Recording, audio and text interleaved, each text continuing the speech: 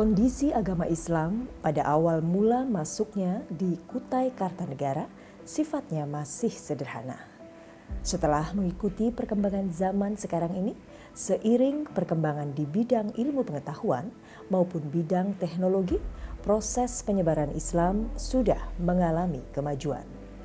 Setelah Islam diterima oleh raja dan masyarakat Kutai dengan cara damai, maka Raja Putra Mahkota atau Raja Mulia Islam memerintahkan kepada rakyatnya untuk meninggalkan ajaran agama yang mereka anut dengan mengganti menjadi ajaran agama Islam. Perkembangan ajaran agama Islam bertambah pesat dengan lahirnya beberapa organisasi Islam yang tidak hanya memperjuangkan kepentingan sekelompok orang, tetapi juga mempertahankan eksistensi agama Islam. Selain itu, yang tidak kalah pentingnya adalah letak Kutai Kartanegara yang strategis. Wilayah Kalimantan Timur yang sentral menyebabkan beliau mendapat migrasi dari semua pihak yang menimbulkan ras-ras dan akulturasi kebudayaan sehingga menimbulkan kultur yang beraneka ragam coraknya.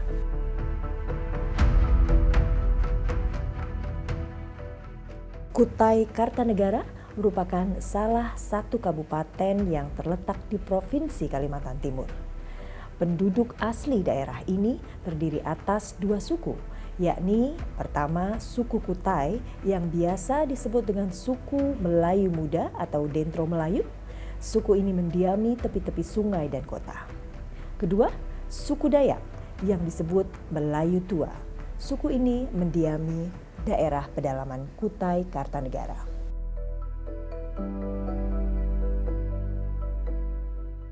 Islam memiliki sejarah panjang di benua Etam atau nama lain dari Kalimantan Timur. Kutai Kartanegara berdiri sejak abad 14 Masehi dengan pusat kerajaannya di tepi batu atau jahitan layar yang sekarang lebih dikenal dengan sebutan Kutai Lama. Kepulauan ini muncul sebagai akibat dari ramainya arus pedagang melalui Selat Makassar. Sejak awal berdirinya kerajaan Kutai Kartanegara, yakni dari masa pemerintahan Aji Batara Agung Dewa Sakti, Kutai Kartanegara sudah menjalin hubungan dengan Kerajaan Majapahit, Kerajaan Brunei, Kerajaan Sambas, Kerajaan Sukudana, Kerajaan Champa, Kerajaan Kamboja, Kerajaan Siam, dan Cina. Hal ini dapat diketahui dari benda-benda budaya yang terpajang di Museum Mulawarman Tenggarong dan juga sebagai bukti luasnya hubungan kerajaan Kutai Kartanegara dengan kerajaan-kerajaan baik di luar negeri dan dalam negeri sendiri.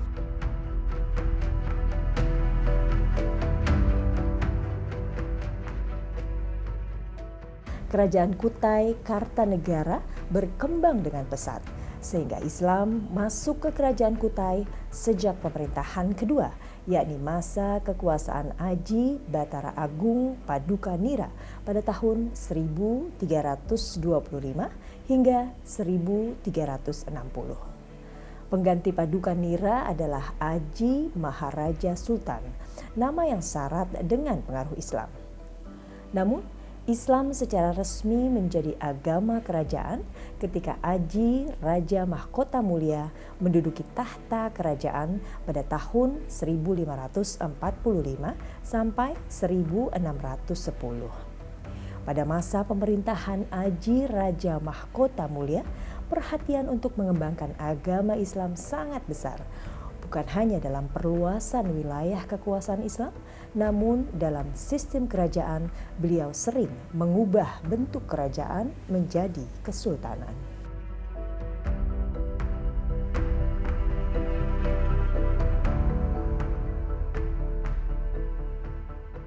Para ahli sejarah sepakat bahwa Raja Kutai yang pertama memeluk Islam adalah Raja Putra Mahkota. Dapat dibuktikan makam beliau berada di Kutai Lama sebagai raja yang tertua. Beliau dikuburkan secara Islami, sedangkan raja sebelumnya dimakamkan sesuai dengan agama yang bercorak Hindu. Raja Mahkota atau Kerajaan Keraton merupakan sasaran utama misi penyiaran Islam yang dibawa oleh Tuan Tunggang Parangan. Cara Islamisasi ini dilakukan dua pola di Indonesia. Yang pertama, mulai dari masyarakat biasa keluarga bangsawan. Kedua, golongan bangsawan sebagai sasaran pertama baru masyarakat kecil. Pola yang kedua ini relatif lebih cepat. Apabila raja dan keluarganya telah Islam, maka seluruh rakyatnya akan diinstruksikan mengikuti jejaknya. Pola kedua inilah yang ditempuh oleh Tuan Tunggang Parangan, sehingga Islam tersebar ke seluruh wilayah Kerajaan Kutai.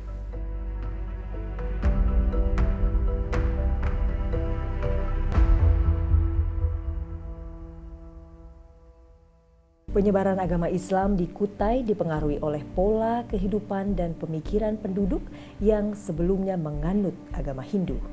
Kehadiran Islam membawa ajaran dan ciri tersendiri untuk mengaplikasikan kepada masyarakat yang berada di Kutai, Kalimantan Timur. Dengan pedoman Al-Quran dan hadis, Tuan Tunggang Parangan merombak pola hidup masyarakat Kutai agar sesuai dengan ajaran agama Islam.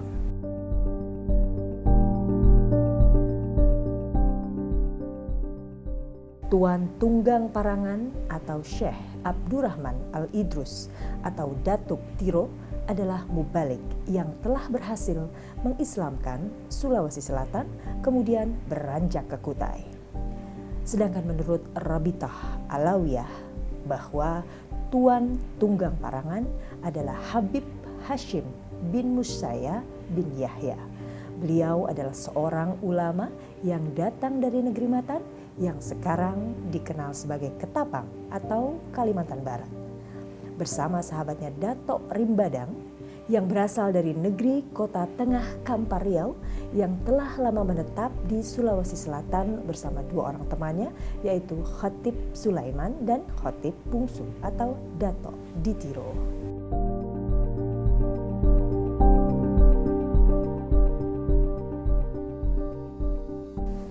Mengenai asal-usul Tuan Tunggang Parangan yang berasal dari Minang atau Sumatera Selatan dalam menyebarkan Islam di wilayah Nusantara.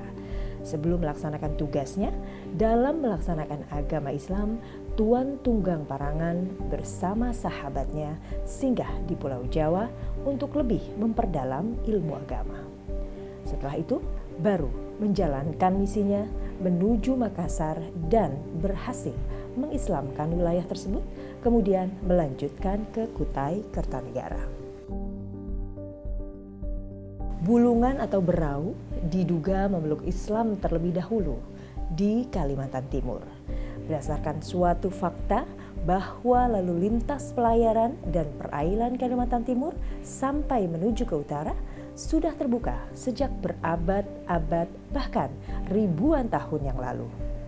Kerajaan Bulungan atau Kerajaan Berau merupakan kerajaan yang terlebih dahulu memeluk Islam dibandingkan dengan kerajaan-kerajaan lain di Kalimantan Timur.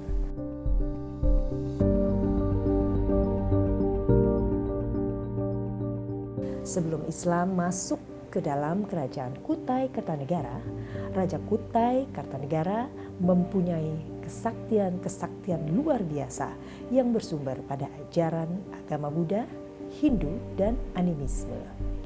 Karena kesaktiannya, di sepanjang pantai Tanjung Mangkaliat hingga daerah Kutai Lama mendapatkan ketentraman hidup bagi para penduduknya.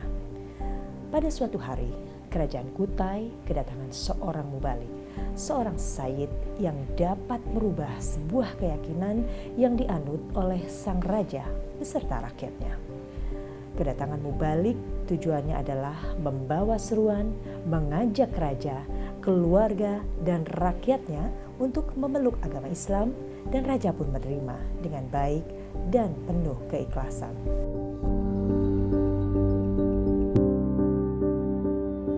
Setelah Raja Mahkota menyatakan keislamannya, Islam mulai berkembang di kampung-kampung di sekitar ibu kota kerajaan dan pantai secara bertahap mengikuti jejak rajanya. di bawah asuhan Tuan Tunggang Parangan, Raja Mahkota berusaha terus menyebarkan ajaran agama Islam ke seluruh wilayah kekuasaannya, sehingga tidak lama kemudian Islam telah menyebar sampai ke wilayah Sangkulirang di utara hingga di sekitar Sungai Jumpi di selatan dan pedalaman sampai ke Loa Bakung. Di samping itu, untuk menunjang efektivitas pengajaran Islam di ibu kota kerajaan Kutai Lama didirikan sebuah masjid besar yang berfungsi sebagai pusat pendidikan terhadap murid-murid yang diharapkan sebagai pemeluk agama yang taat dan sekaligus sebagai generasi penerus penyebaran Islam di masa-masa selanjutnya.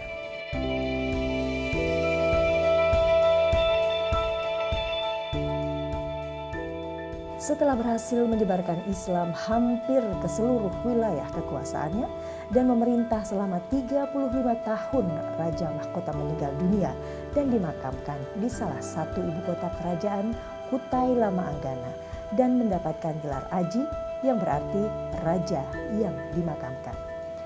Gelar ini diberikan seorang raja Kutai Kartanegara oleh karena penguburan beliau sesuai dengan ajaran Islam. Makam Aji Mahkota serta tahun wafatnya tidak dapat dibaca karena nisannya tidak utuh lagi. Untuk mengetahui lebih jelas kebenaran makam tersebut berdasarkan keyakinan turun-temurun dari masyarakat Kutai, sebagai pengganti Raja Aji Mahkota adalah putranya sendiri, yakni Raja Aji Dilanggar. Ketika Raja Aji Dilanggar memerintah untuk mengembangkan Islam, beliau mendapat perhatian. Karena itu, tidak mengherankan kalau berhasil dalam menyebarkan Islam hingga meliputi seluruh wilayah Kutai Kartanegara. Pada masa kekuasaan, pertama kali diadakan pengangkatan seorang Mangkubumi, yaitu Wadu putra Raden Wijaya yang berkuasa pada 4 wilayah seperti Kuningan, Manubar, Sangkulirang, dan Balikpapan. Sehingga Islam telah tersebar luas ke seluruh wilayah kerajaan Kutai Kartanegara.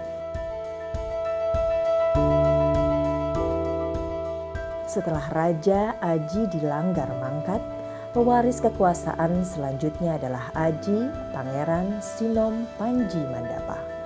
Pada masa pemerintahan Sinom Mandapa, mulai mengadakan ekspansi keluar wilayah Kutai Kartanegara sehingga beliau menghadapi suatu tantangan yang lebih besar. Menurut salah satu sumber, pada masa pemerintahan Sinom Mandapa terjadi sebuah peperangan besar yang pada akhirnya sangat berarti dalam perkembangan kerajaan Kutai dan penyebaran agama Islam itu sendiri.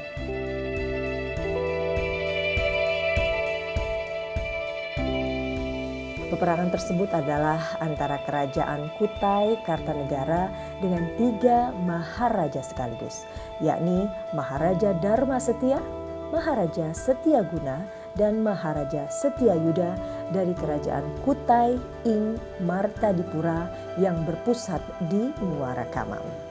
Peperangan ini dimenangkan oleh Sinom Panji Mandapa sehingga mulai saat itulah nama kerajaan Kutai Kartanegara bertambah menjadi Kerajaan Kutai Kartanegara ing Martapura, dan rajanya bergelar Aji Pangeran Sinom Panji Mandapa ing Martadipura.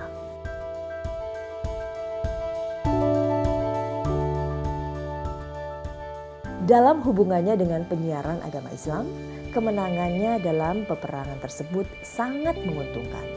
Karena Islam juga tersebar ke seluruh wilayah yang telah ditaklukkan, terutama di sepanjang Sungai Mahakam, termasuk beberapa daerah yang sekarang ini telah menjadi wilayah pemerintah Kota Samarinda.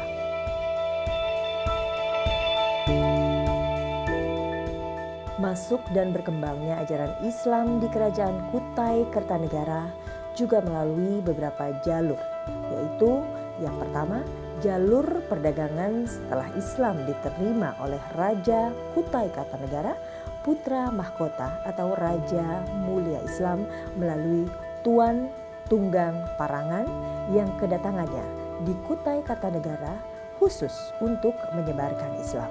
Namun Sebelum kedatangan mubalik tersebut, syiar Islam sudah menyinari Kutai Kartanegara melalui jalur perdagangan dan migrasi.